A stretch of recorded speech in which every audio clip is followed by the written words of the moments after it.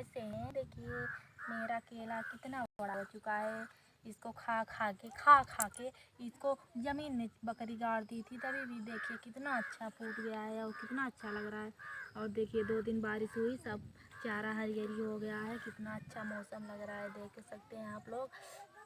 और साधना blog channel में आप लोगों का स्वागत है और हमारे ब्लॉग चैनल से जुड़े रहिए और देखते रहिए। तो आप लोग देखते रहिए। चलिए आप लोगों को दिखाते हैं कि मेरा मक्का कितने बड़े बड़े हो गया है। मैंने मक्का बोया, खीरा बोया है। चलिए आप लोगों को दिखाते हैं। देखिए मेरा मक्का कितने बड़े बड़े हो गया है।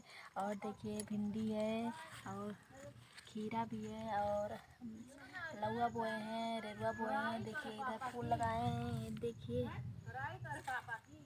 तो आप लोग हमारे ब्लॉग वीडियो से जुड़े रहिए और हमारा ब्लॉग चैनल देखते रहिए। देखिए कैसी प्रकृति है, आप लोग कमेंट में ज़रूर बताइए कैसी प्रकृति है कैसी नहीं। आप लोग हमारे ब्लॉग वीडियो से जुड़े रहिए और देखते रहिए। कितना अच्छा लग रहा है, हरा भरा है। देखिए कितना मस्त लग रहा है। ठीक है दोस्तों, बाय बाय। अगले ब्लॉग वीडियो में मिलते हैं।